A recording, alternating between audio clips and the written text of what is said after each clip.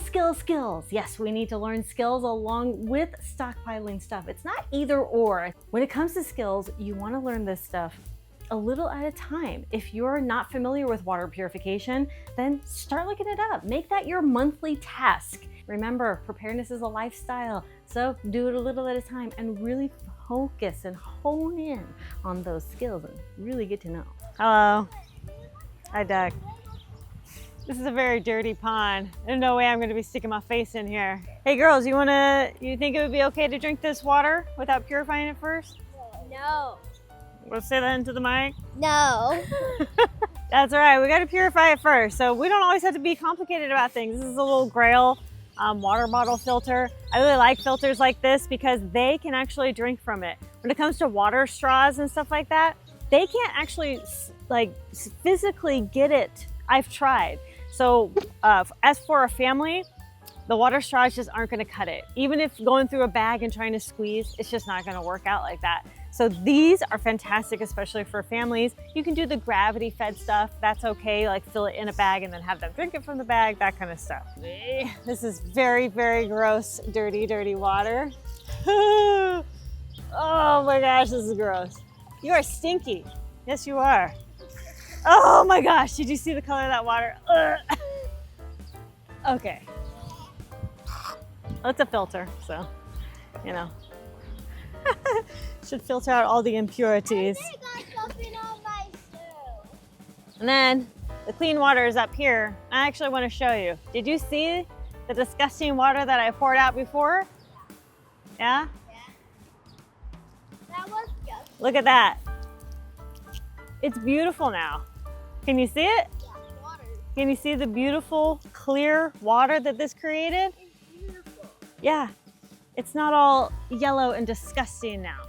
So, Too late. water purifier. Making a fire shouldn't be complicated, but I also do want you to challenge yourself and find other avenues, fire starters, whatever you might like. This is a knife by Outdoor Element, and this is a ferro rod. There we go. There we go. Boom. It shouldn't be hard. It is not difficult to start a fire with a ferro rod and steel. So just challenge yourself. You know, matches and Bics are not always super reliable, but this stuff, this can work in any condition, any condition. Let's talk about some first aid. Okay, so we got a few things here. It's not just the stuff, right? I mean, I can have antibiotics, right, from Jace, but what are the dosages? When do I need to use them? That's where the skills come in. And also, it's not just learning basic first aid, because I can have a basic first aid kit and we all know how to put on a Band-Aid, right? But it's about learning to stop the bleed. Do you have a tourniquet? If you have a tourniquet, do you know how to use the tourniquet? Do you know when you should be stopping the bleed, how to stop the bleed? Do you know various ways to stop the bleed with pressure as well as a tourniquet? There's lots of ways to stop the bleed. Do you know how hard it is to find a map?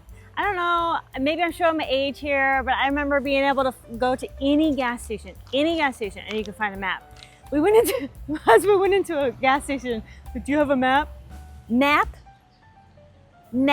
Yeah, a map. You know, map. No, we don't sell maps. Like it was just an absurd thing. Anyway, I'm sure you can find them at truck stops. We found this at Walmart. You can find them online, all that thing. You want to see the map?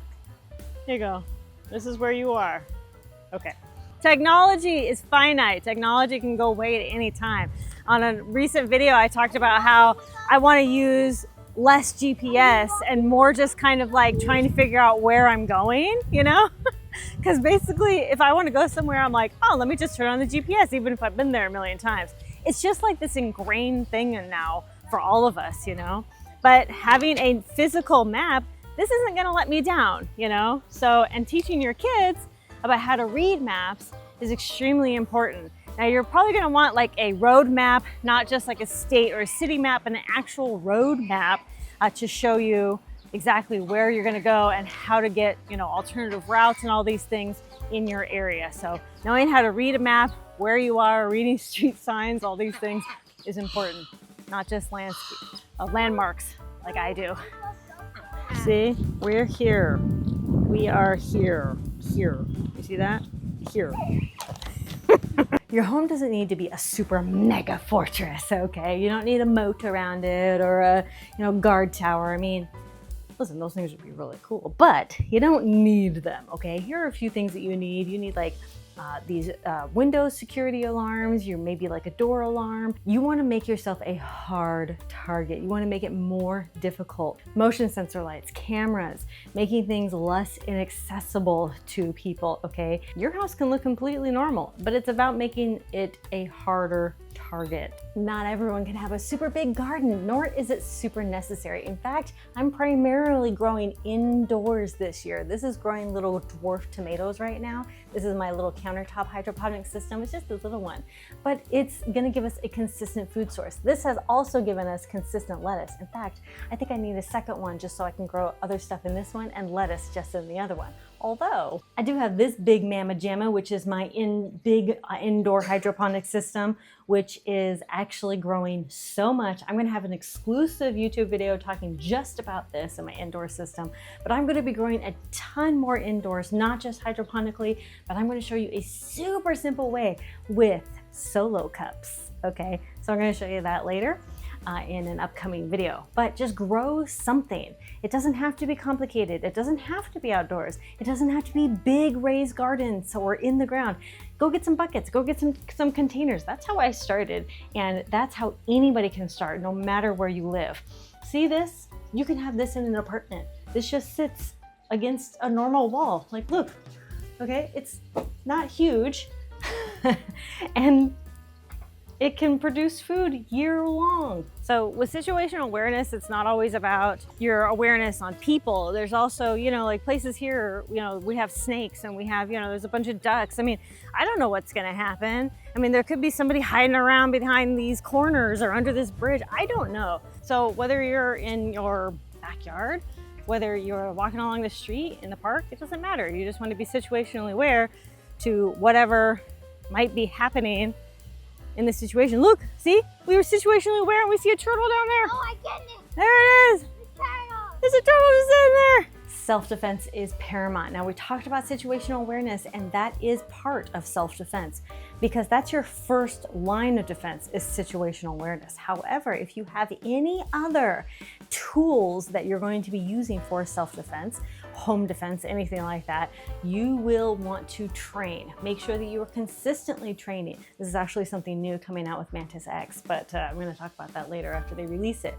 But you want to make sure that you are consistently training so that you're staying sharp with whatever self-defense method that you so choose to use. Hey, I have an idea. If you are interested in learning more about self-defense, well, Ethical Preparedness is the channel that you need to be subscribed to. Comment on one of his videos and let him know Bro Preparedness sent you.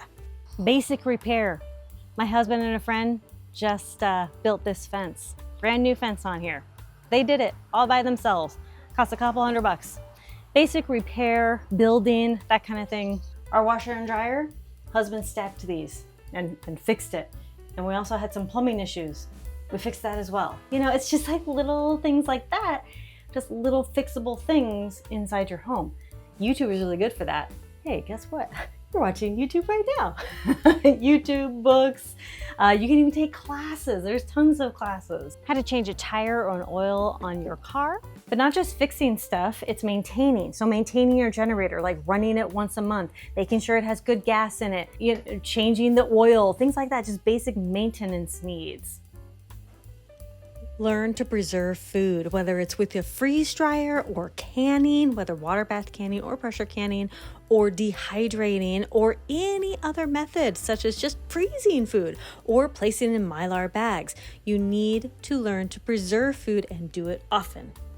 Knowledge and skills will stick with you. The more knowledge and skills that you learn, the more you'll be able to adapt and overcome during a crisis, and you won't be so reliant on gear, though it is gear and knowledge and skills that can happily commingle together for a beautiful preparedness relationship. Comment down below with the skills that you're going to be trying for the rest of this year and what you're going to be doing next. And remember, preparedness is a lifestyle. Thank you all so much for watching. Conquer tomorrow by preparing today, and I'll talk to you later. Bye.